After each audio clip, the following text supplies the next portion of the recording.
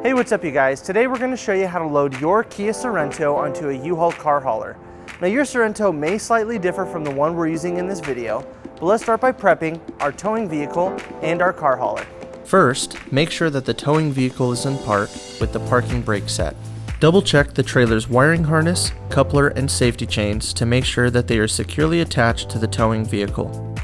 At the front of the trailer, free the tire straps from the ratchets. Pull the ratchet handle up, then pull the strap out of the ratchet and towards the rear of the trailer, laying them flat on the deck. Then repeat on the other side. Release the front security chain from the D-ring for ease of access later.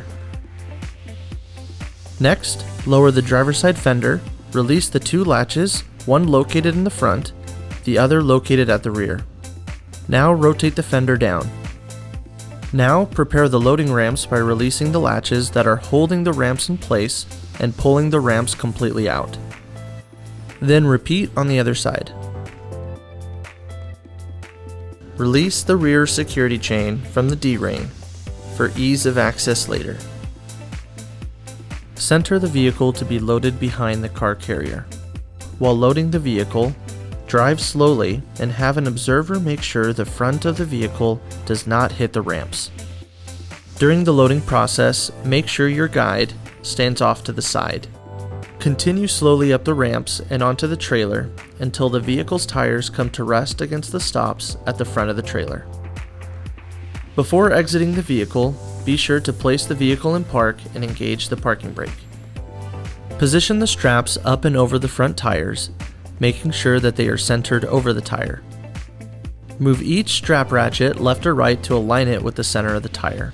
Route the strap through the slot on the ratchet spool, making sure at least 6 inches of the strap passes through the spool. Tighten the ratchet, folding the handle down when done.